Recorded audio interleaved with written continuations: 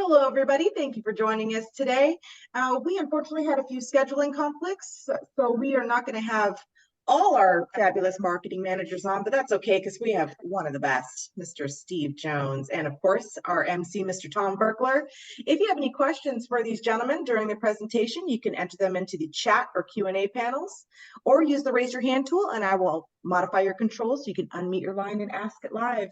Without further ado, I'm turning it over to our MC, Mr. Tom Berkler. See, that's one of the problems letting Lisa kick it off. She tells the truth, you know. I see Dan has come on.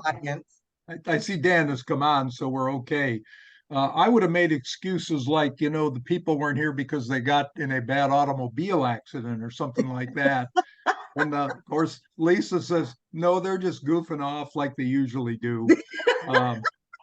But I see Dan is on, which makes me believe he either wasn't in an automobile accident or he is a true company man, one or the other. So, Dan, you come on visually. I'm going to kick off with Steve Jones. I was noticing the other day all of these afternoon shows, like talk shows, where the hosts, what Montel Williams, is he still on, or am I that far out of the picture here? Oh gosh, I don't think he's been on for years. Yeah, well, I haven't been on for years either. And Dan almost wasn't on. He just barely made it here. So, He came in but hot. they go out in the audience and talk. And you ever notice they have their microphone and they always have a card they hold up, Oh yeah. Like, oh, I forgot that I had tuned into that show. So I may do the whole gig like this, just so people remember where they are. Dan, welcome. Steve, I'm going to kick off with you. Yes, sir. Steve, you and I were talking before the show started here, and you brought up the idea that even though we're October 4 here, we're basically at year end as far as our planning goes. Yeah. And once we hit the last quarter, a lot of things happen. We're trying to close up business, knowing there still may be some lag time before the end of the year. But you're focused too on it's also a time to get thinking about next year. Yep. Especially with the current list of clients that are already with the agent, as well as prospects. But I know that you and Tom Nichols have made a lot of hay out of the fact that they've gone into existing life or annuity clients and convinced them that disability was a new layer to add. And so you indicated you wanted to share today maybe a few kickoff questions that could get an existing client as well as a prospect oriented more toward adding that layer of protection on income replacement. Exactly. And thanks everyone for joining us today, and hope that all of you are doing well. Like Tom mentioned, now that we're in the fourth quarter of 2023, this year has flown by. That I know that many of you are scheduling, year-end meetings with your clients and prospects to review their current policies and also to discuss their, future goals moving forward. And I see this as a very opportune time to have a conversation with your client about disability insurance, or as we prefer to call it, income protection. Little editorial note here, we call it income protection not only because that's what the product is designed to do, but it just has a lot better ring to it than disability insurance. Similar to life insurance, it's called life insurance as opposed to death insurance. So just a couple little tidbits there. And as Tom mentioned, here's three, I think, very basic questions, but I think are great questions to ask your clients to bring up in those meetings. And trust me, the more basic, the better. And three questions are, first of all, Mr. and Mrs. Client, do you have a plan in place if you became sick or got hurt and not able to work on either a full-time basis or a part-time basis? And, kind of let them think about it for a second. Then secondly, how long could you pay your bills if you're not able to work either on a full-time basis or a part-time basis? Where would the money come from? And then last but not least, where would the money come from, after that? And kind of let them think about it. They might mention, well, I have investments, which is good, but that they save that money for their investments to pay themselves, to pay their bills if they were not able to work. And these are great questions to get your clients thinking, what if? Because there's probably a very good probability that they've never been asked these questions. But I guarantee you, probably every one of them is kind of a lot awake at night, thinking about that and maybe not knowing there was any type of coverage out there that would help them. Unfortunately, if one of those situations, were to happen to them, nobody's ever going to become disabled, but you might become, maybe a little bit too sick or too hurt to work on a short-term basis, and that's where the disability insurance would come into place. Remember that Tom and I are always here, to support you. If you don't have the time, or maybe you don't feel comfortable talking to your clients about protecting their income, give us a call, make their introduction, and we'll kind of take the ball and run from there. We'll help design the plans and the proposals. We can make the presentations to your client. We can take the applications. We can get it through underwriting all the way to policy delivery, and you would still receive, compensation on the case. So now is a great time of year to have those initial conversations. Lean on us. We're here, your back office, to provide that support for you. Have a lot of marketing material and education that we can provide for you. Steve, I was jotting down the questions as you gave them to get my head around them, and one in particular, the second one. How long do you could you provide based on your ready assets if something were to happen to you?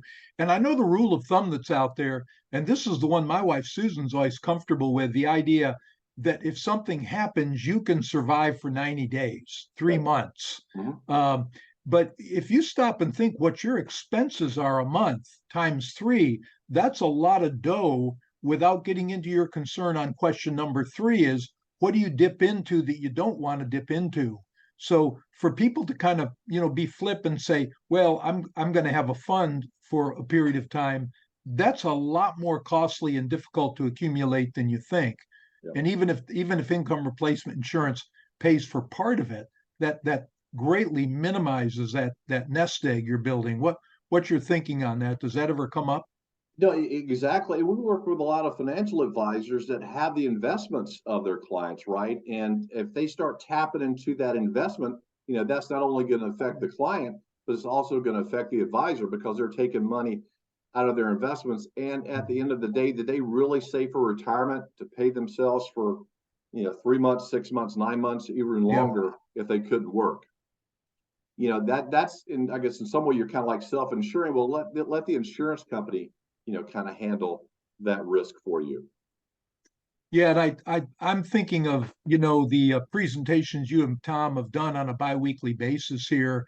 And I think that agents, and this I know from what you've told us, would be amazed when they address a client sometime, all the options that are open. It isn't just, hey, disability insurance. There's opportunities for very small guaranteed group plans in a business. There's return of premium riders.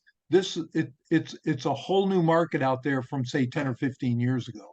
It definitely is. There's a lot of moving parts. We not only write individual disability insurance, but business overhead expense coverage that would, if a business owner was out of work for a certain period of time, it would keep the company up and running, keep the lights on, and also to pay their employees. If you have a situation where you have a couple of business owners that have a buy-sell agreement, we could set up disability coverage to be a part of that buy-sell agreement. If you're taking out a loan, if you're a business owner, taking out a loan, maybe to buy some equipment, buy a new practice. A lot of times the banks will ask, hey, I need some collateral. I need something to show me that if you could not work, you're going to be able to pay, back your loan. We have business loan protection. And we also write group benefits all the way down to only 2 employees. And that could be a husband and wife. And we see a lot of husband and wife businesses that we get covered, even if they have some health conditions. So that really comes into play, and it'll make you look like a hero to your clients. Yeah. Remember that you have on your tickler filer, you're supposed to alert me when a product comes out that also provides afternoon snacks. You haven't forgotten that, have you? I have not, but just in case, I'll make another quick note. I checked my mail. Afternoon snacks. We're here. Elise and I are to the afternoon snack point. Dan Grissett and Steve, they're still out where you haven't even had lunch yet. That's right. Dan, it's good you came on. Dan has been on board for a few months now with CPS, but Dan, you aren't established yet, so it's good you showed up because Lisa does not does not truck with fools if they don't show up for the show. You'd have been gone with the wind if you hadn't been on. Dan, good to have you on board. Dan, let me kind of kick off a little bit because folks are a little unfamiliar. You were with us on the last CPS Live, but an important part of overall planning, especially as we deal with agents whose clientele are getting older, is that transition, not just with regard to Social Security planning at age 66, but earlier than that, that Medicare planning. And you're with CPS as a specialist because we felt this was an underserved area as far as agent support. If a client came in and said, now, what do I do? I'm going to be 66 next year. And how do I get my head around it? What's the flyover? Who can help me? And it's important that we have you on now because we got an important date coming up, October 15th. So Dan, go ahead and explain that and get into just giving us an overview of what you've got, what you can do for us, and how that can not only help the client, but help the agents make a little money here too. So. Great. Thank you, Tom. As you noted, October is the start of the 2024 version of Medicare. And I say version because Medicare plans change every year. Just 4 days ago, Medicare rolled out all of the new plans that take effect on January 1. And 11 days from now, October 15th, for each of your Medicare eligible seniors, an advisor needs to know, and they probably already know, that their clients will be under assault by a stampede of rival agents and call centers who have one objective, and that is to steal your client. Yeah. So this is the time when CPS can be your ally by making the top Medicare contracts and services available to be a part of your sales toolkit, Tom. And so for the advisors that are watching the program, if you are working in the Medicare space, CPS wants to be your upline for Medicare supplements and Advantage medical and drug plans.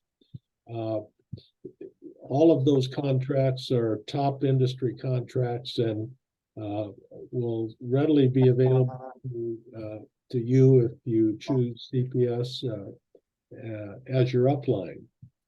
Now, if you're not certified and working in Medicare, I can help you by working with your client and answering questions that inevitably happen when the senior tries to make sense out of the flood of Medicare mail and phone calls and mass merchandising on TV. Clear answers, I've found, always lead to solutions and to smart product placement. And so if you're not in the Medicare space, a successful referral of your client that I can work with representing you for good planning services will get you a referral fee from CPS. So that's kind of an overview, Tom, of what is available through CPS in support of top flight advising. Yeah, let me ask a question, Dan. First of all, you're talking about the flood of email or sales materials you get this time of year. You and I talked a little bit on the phone this week. And of course, let me just preface all this by saying the biggest flood of email that Lisa Navarro gets is when I let people know that I am on Medicare because they're just amazed that I'm that old. And I understand I look darn good in that picture, okay? But Susan and I have been on a Medicare supplement plan that you and I talked a little bit about, and you haven't fully analyzed it, but on the surface you said, this looks pretty good. Looks like you're still pretty good. And all that goes to the fact all this mail comes in and is leading you to believe, man, maybe I don't have the best thing out there, which maybe you don't. But you said those that work in the Medicare space. My real concern, as much as we want to help those people too, are those that really don't know anything about it, and they come to you and say, Dan, I've got a guy that or a lady that's asked me about this. First of all, I guess the first question is, what does CPS charge? And then what are the steps you take to orient the agent and then begin to examine the client situation? Well, there's no charge on the part of CPS to support Medicare sales. And those sales typically go in two different categories. There's Medigap or supplement, it's sometimes called, represent what may be thought of as a PPO side of Medicare. And Advantage plans that include medical and drug are what previously people would think of as HMO kinds of coverage. Though in either case, it's better than a PPO and it's better than many traditional HMOs. Addressing the Medigap or supplement side of it, Tom, the Medigap plan is better than a PPO. It's better because a PPO, is, we know, is a network set up by a health plan of preferred providers. And the concept is things work best when you're in the network, and you'll probably pay more outside the network. In the case of a Medigap plan, the coverage, the access to providers is unlimited, and you can go anywhere in the United States working with a provider or a facility that accepts Medicare, and that's often about 99%. Yeah. Providers. On the HMO side, it's typically an arrangement with a local regional health plan that has its network of providers, primary and specialists, and it gets, it's almost like a Christmas tree in many respects of additional benefits on top of medical and drug benefits. I know I told you we're pretty typical, and you've helped me understand something that Susan and I got into, just because that's how you do. Everybody's got Medicare A, they're covered, and you indicated that's hospitalization, and you advise go ahead and get the government Medicare B as well, which costs, I think you said that's up to $190 a month or something like that. But then the next step is that Medicare supplement, whether it's Advantage or one of the sup plans. And our experience has been what you're describing, Dan. We were fortunate to have a good agent, get a good sup plan, and basically everything over A and B has been a $230 a year deductible. And as you said, 99%, we haven't ever had trouble getting coverage. But you indicated in our conversations that you have a number of carriers that you can recommend with regard to filling that sup or even filling in on the Medicare Advantage side. Yes, that's true. If we step back for a moment, one of the key things that initially comes up in talking with seniors that are transitioning into Medicare, as you and Susan did, is the timing of when to apply for Part B of Medicare. As you noted, Part A is inpatient benefits, and typically those are free of charge to employ a Medicare eligible individual, because they've had a long working career with 40 quarters of taxable earnings. But Part B, which relates to outpatient benefits, needs to be applied for and approved, and brings together then eligibility under Part A and Part B in order to then look at a Medigap or Advantage plan as the next step. The importance of the advising that comes up almost always is, when do I apply for Part B of Medicare? Because it's possible that people are worried, they get in late, they have a lifetime enrollment penalty. And so they want to avoid that. And the question comes up, well, look, I'm going to work past age 65. I'm working in a very good employer plan. Do I need to get into Part B? And typically the answer is no. It's possible to defer that enrollment until the retirement occurs in the individual, the employer plan.